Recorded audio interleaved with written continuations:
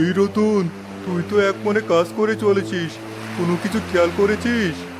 কি খেয়াল করব? কি হয়েছে আবার? কাজে চোখে দেখছি না, এর মধ্যে কি খেয়াল করব? তুই দেখ, নদীতে কেমন জোরে স্রোত বইছে, আবার বাজারের দিক থেকে চিৎকার চেঁচামেচি শোনা যাচ্ছে। আমার কিন্তু ব্যাপারটা মোটেও ভালো লাগছে না। তাই তো, এই সময় নদীতে স্রোত থাকা স্বাভাবিক, কিন্তু এমন স্রোত তো স্বাভাবিক নয়। আর বাজারের দিকে এত চেঁচামেচিরই শব্দ বা আসছে কেন? চল তো একবার গিয়ে দেখি। হ্যাঁ, সেই ভালো, চল তাহলে। কি হয়েছে? সবাই এমন এলোমেলো হয়ে ছুটছে কেন? চটবে না। তুমি কোথায় থাকো ভাই? কিছুই কি জানো না? নদীর বাঁধের গেট খুলে দিয়েছে, তাই হঠাৎ এমন পানি বাড়ছে নদীতে। নদীর স্রোতে পরে সব ভেঙে যাচ্ছে, আর নিচু ঘরবাড়ি জমি সব তো ডুবেই গেছে। রাতের মধ্যে হয়তো পুরো গ্রামটাই ডুবে যাবে, তাই সবাই ছুটছে যার যার জিনিস আর যান বাঁচাতে। বলো কি ভাই, এত অল্প সময় এত কিছু হয়ে গেছে? তো আর বলছে কি, তোমরাও যাও, না হলে তো রাতের আধারে সব ডুবে মরবে।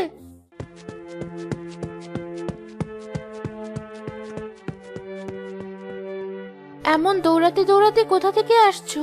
কি হয়েছে তোমার? বউ, তাড়াতাড়ি সব গুছিয়ে নাও। তুলি কোথায় গেছে? ওকে দেখতে পাচ্ছি না যে।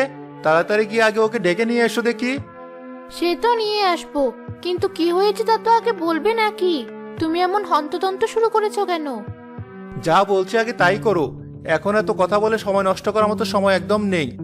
ঠিক আছে, আমি এখনই ডেকে নিয়ে আসছি।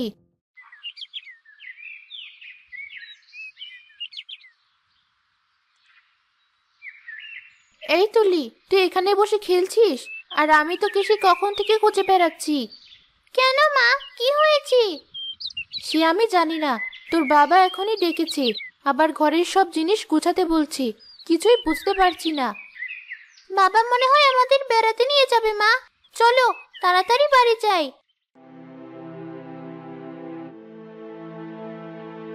বাবা, আমাদের তুমি ঘুরতে নিয়ে যাবে? এটুকু সময়ে তুমি সবকিছু এমন করে গুছিয়ে ফেলেছো যে, কি হয়েছে এবার তো বলো। কি আর বলবো, নদীর পানি বাড়ছে, রাতের মধ্যে হয়তো বাড়ি ডুবে যাবে। দিন থাকতে থাকতে উঁচু কোনো আশ্রয়স্থলে গিয়ে আশ্রয় নিতে হবে। তাই বলে নিজেদের বসত ভিটা ছেড়ে গিয়ে অন্য জায়গায় থাকবো? তাছাড়া আর কি করব বলো? এখানে থাকলে ডুবে মরতে হবে। আর গরুটাও রয়েছে, পানি এসে এসব ভেসে গেলে আমরা তো নিঃস্ব হয়ে যাব বউ। বাবা, আমরা কি আর এখানে ফিরে আসবো না? কেন ফিরে আসবো না মা? পানি কমে গেলে আবার আমরা এখানে চলে আসব।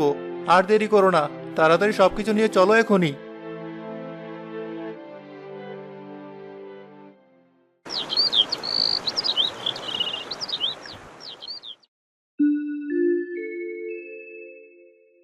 এই তো, গ্রামের এটাই একমাত্র উঁচু জায়গা, এখানেই থাকবো আমরা। ঠিক আছে, কিন্তু এই কয়দিন থাকার জন্য আমাদের একটা চালা করতে হবে।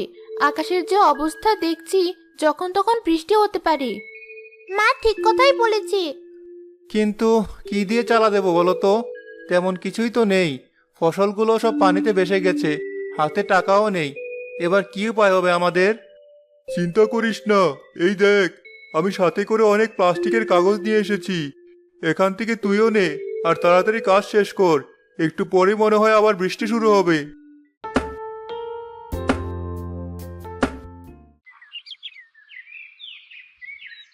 মজিদ ভাই আজ খুব বাঁচালো।